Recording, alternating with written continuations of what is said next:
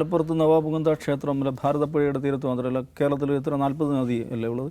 40 നദിയുടെ തീരത്തും കുംഭമേള നടത്തണം എന്നാണ് ആഗ്രഹങ്ങൾ. അങ്ങനെ നടത്താം, അവർക്കതിൽ ആർക്കും അതിനുള്ള അവകാശമുണ്ട്. പക്ഷേ നദീതീരത്ത് ഒരു പരിപാടി നടത്തുമ്പോൾ അതിന് നമുക്ക് നിയമങ്ങളുണ്ട്. അതിന് കേരളത്തിൽ ആ നിയമത്തിന് പറയുന്ന പേര് Kerala protection of river bank and regulation of removal of sand act 2001 എന്നുള്ളതാണ്. അങ്ങനെ ഒരു നിയമം ഈ നാട്ടിലുണ്ട്.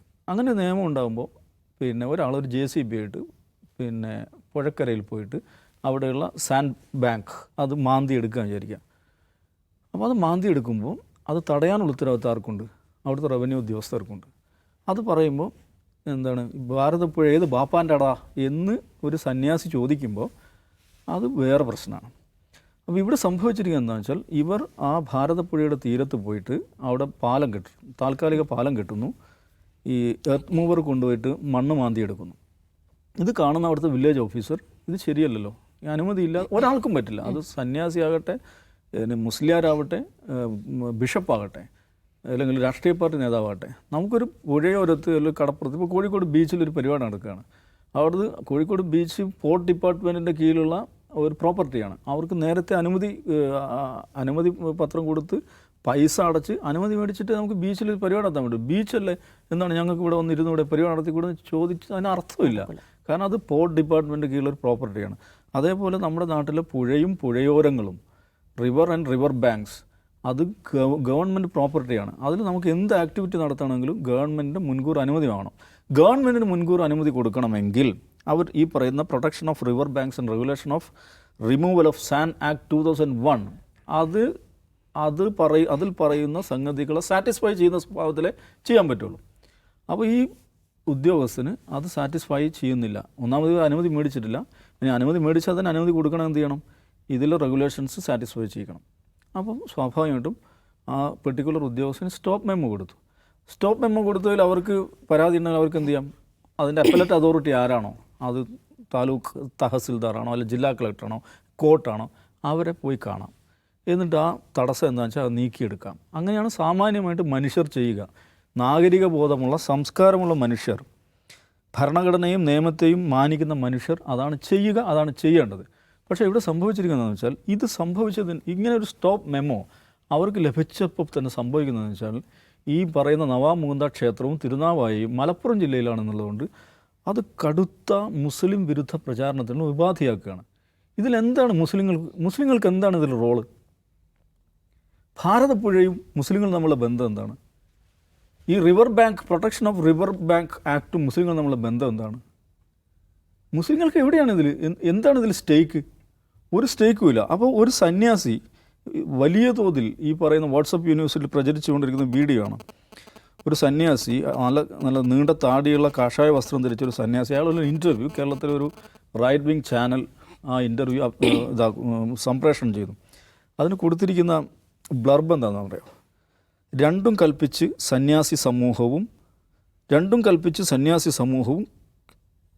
സമൂഹവും കേരളം ഒരു മദ്രസ ജിഹാദിയുടെയും ബാപ്പയ്ക്ക് സ്ത്രീധനമായി കിട്ടിയതല്ല.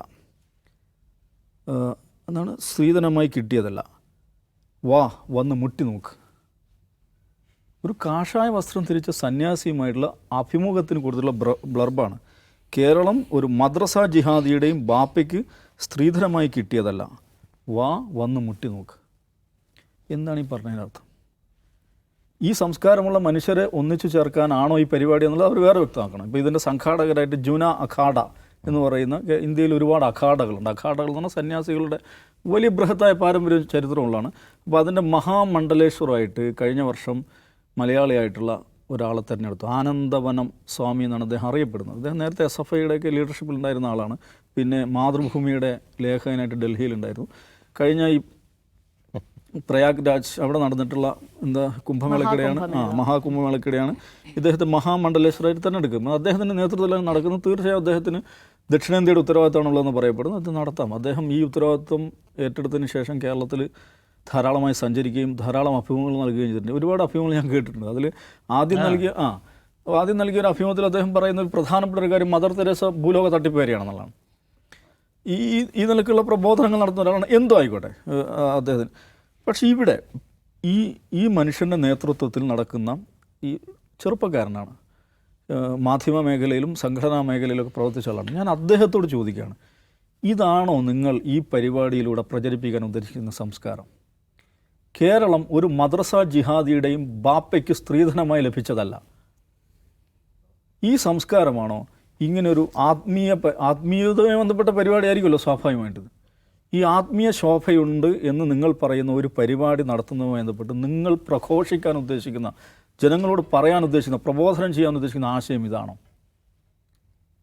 ഇതിലെവിടെയാണ് മദ്രസ? ഇതിലെവിടെയാണ് ജിഹാദി? ഇതിലെവിടെയാണ് ബാപ്പ? എന്നിട്ട് ആ വീഡിയോ അതിൻ്റെ ബ്ലർബാണ്, അതിൻ്റെ തംബ്നെയിലായിട്ട് കൊടുത്തിരിക്കുന്നത് മലപ്പുറം ഒരുത്തൻ്റെയും ബാപ്പയുടെ സ്വത്തല്ല, കുംഭമേള തടയാൻ ബാപ്പക്ക് പിറന്നവനുണ്ടെങ്കിൽ വാ ഒന്ന് തടഞ്ഞു നോക്ക്, സന്യാസി പച്ചക്ക് പറയേണ്ട ഭാഷയിൽ പറയുന്നു, ഹിന്ദുവിൻ്റെ ശക്തി അറിയും നീയൊക്കെ. പിണറായി വിജയന് സ്വന്തം കാറിൽ കയറ്റാൻ സർവ്വഥാ യോഗ്യനായിട്ടുള്ള ഒരാളാണെന്ന് ഞാൻ ഇദ്ദേഹത്തെക്കുറിച്ച് പറയാം. ഇത് വലിയ തോതിൽ പ്രചരിപ്പിക്കപ്പെട്ടുകൊണ്ടിരിക്കുകയാണ്. മാരകമായ വർഗീയത. ഈ സംഗതി മലപ്പുറത്തുകാർക്ക് അല്ലെങ്കിൽ മുസ്ലിങ്ങൾക്ക് എന്താണ് ഇതിലുള്ള സ്റ്റേക്ക്? മലപ്പുറത്തൊരു കുംഭമേള നടക്കുന്നുണ്ടെന്ന് പറഞ്ഞാൽ സാമാന്യമായി മലപ്പുറത്തുകാരുടെ വിചാരം എന്തായിരിക്കും എന്ന് ചോദിച്ചാൽ, ഒരു ടാർപോളിയും വലിച്ചു കെട്ടി കുലുക്കി സർബത്തും ബ്രെഡ് പോക്കറ്റും വിൽക്കാനുള്ള ഒരു അവസരം എന്നുള്ളതിലപ്പുറം മലപ്പുറത്തുകാർക്ക് ഇതിൽ ഒരു റോളും ഇല്ല. കുംഭമേള നടത്തിയാൽ അവരവിടെ ബ്രെഡ് പോക്കറ്റും കുലുക്കി സർബത്തും വിൽക്കും, അത്രേ ഉണ്ടാവുള്ളൂ. അതിൽ ഇത് അദ്ദേഹം പറയുന്നു, ഞങ്ങൾ തുണിയെടുക്കാതെയും തുണിയെടുത്തും സന്യാസിമാരവിടെ വരും. ആരാ തടയുന്നത്? തുണിയെടുക്കാതെ വരണം വന്നോട്ടെ, തുണിയെടുത്ത് വരണം വന്നോട്ടെ. ഇനി തുണിയെടുക്കാതെ വരുന്നവർക്ക് തുണി വേണം, അതിൻ്റെ കച്ചവടം അവിടെ നടത്തും. അത്രയേ ഉള്ളൂ. ഇതിന് ഒരു കേരളത്തിലെ ഒരു റിവർ ബാങ്ക് പ്രൊട്ടക്ഷനുമായി ബന്ധപ്പെട്ടൊരു നിയമം ലംഘിക്കുന്നു എന്ന് പറഞ്ഞിട്ട് ജില്ലാ കളക്ടറല്ല, വില്ലേജ് ഓഫീസർ ഒരു സ്റ്റോപ്പ് മെമ്മോ ഈ നിലക്കുള്ള വർഗീയ പ്രചാരണമാണ് നടക്കുന്നത്. ഇത് ഇവിടെ കാര്യമായിട്ട് ഇവിടെ വാട്സപ്പ് യൂണിവേഴ്സിറ്റികളിലാണെങ്കിൽ ഉത്തരേന്ത്യയിൽ നമ്മുടെ ഈ മുഖ്യധാരാ ചാനലുകളിലൂടെയാണ് ഇത് നടക്കുന്നത്. കേരളത്തിലെ ജിഹാദികൾ കുംഭമേള നടത്താൻ അനുവദിക്കുന്നില്ല എന്നുള്ള നിലക്ക്.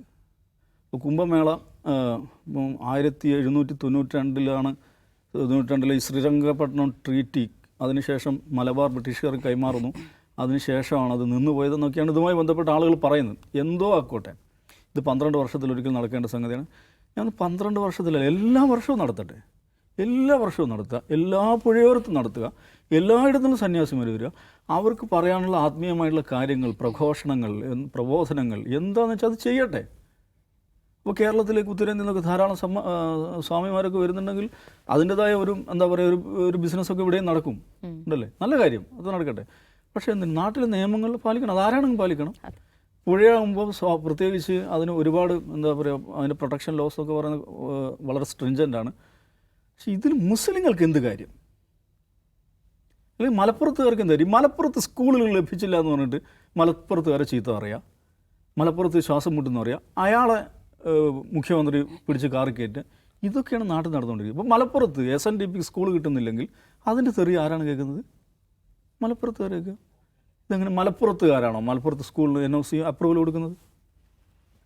മലപ്പുറത്തുകാരാണോ? അല്ല മലപ്പുറത്ത് മദ്രസ പൊട്ടന്മാരാണോ, മദ്രസ ജിഹാദികളാണോ പുഴയിൽ പാലം കെട്ടാൻ അനുമതി കൊടുക്കുന്നത്? ഇതിൽ വേറെ തമാശ എന്താണെന്ന് വെച്ചാൽ, ഈ പ്രദേശത്ത് നമ്മുടെ PWD ഡിപ്പാർട്ട്മെൻറ്റ് കീഴിൽ ഒരു പാലം കെട്ടാനുള്ള പദ്ധതി ഉണ്ടായിരുന്നു. അതിനെതിരെ ഇവർ കോടതിയിൽ പോയിട്ടുണ്ട്. കോടതിയിൽ പോയത് ആരാന്നറിയോ? ഈ ശ്രീധരൻ. ഇന്ത്യയിൽ അങ്ങോളം ഇങ്ങോളം സർവ്വ മലകളും തുരന്ന് പാലവും ടണലും ഉണ്ടാക്കിയ മനുഷ്യൻ ഇതിനെതിരെ കോടതിയിൽ പോയിട്ടുണ്ട്. അദ്ദേഹം കോടതിയിൽ പറഞ്ഞെന്താ പറയുക, ഹിന്ദു വികാരത്തെ വ്രണപ്പെടുത്തുന്നതാണ് ഈ പാലം. കാരണം ഇത് ത്രിമൂർത്തി സംഗമമാണ്. ഈ ഭാരതപ്പുഴയുടെ ആ പെർട്ടിക്കുലർ ഏരിയ എന്ന് പറയുന്നത് ത്രിമൂർത്തി സംഗമമാണ്. അവിടെ പാലം കെട്ടുന്നത് ഹിന്ദു വികാരത്തെ വ്രണപ്പെടുത്തുന്നതെന്ന് പറഞ്ഞിട്ട് ഹൈക്കോടതിയിൽ പോയിട്ടുണ്ട് ഈ ശ്രീധരൻ എന്ന് പറയുന്ന BJPയുടെ നേതാവ്.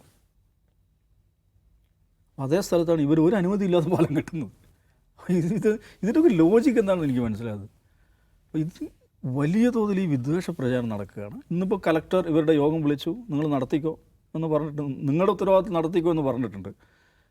ഉത്തരവാദിത്വം നടത്തിക്കോ എന്ന് പറയുമ്പോൾ വെച്ചാൽ വലിയ ക്രൗഡ് വരുന്ന സ്ഥലത്ത് ക്രൗഡ് മാനേജ്മെൻറ്റിനുള്ള സംവിധാനങ്ങളൊക്കെ ഒരുക്കേണ്ടി വരും. അതൊക്കെ ആരൊക്കെ ഒരുക്കും? ഇനിയിപ്പോൾ ആരായിരിക്കും ഇതിൻ്റെ കസ്റ്റോഡിയൻ എന്നൊക്കെയുള്ള പ്രശ്നങ്ങൾ അവിടെ ഉണ്ട്. കളക്ടർ അതിന് അനുമതി കൊടുത്തിട്ട് അത് നടക്കട്ടെ, ഞാൻ പറയുന്നത് നടക്കട്ടെ. പക്ഷേ നിയമം പാലിക്കുക എന്നുള്ളത് എല്ലാവരും ഉത്തരവാദിത്തമാണ്.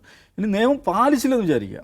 അപ്പോൾ ജൂന അഖാഡക്ക് നിയമം ബാധകമല്ല, Kerala river bank protection act Juna അഖാഡയ്ക്കും ആനന്ദവനം സ്വാമികൾക്കും ഈ പറയുന്ന മദ്രസ പൊട്ടന്മാർക്ക് ജിഹാദികൾക്കെതിരെ യുദ്ധം നയിക്കുന്ന ഈ സ്വാമിക്കും കാഷായ വസ്ത്രധാരികൾക്കും ഈ നിയമമൊന്നും ബാധകമല്ല.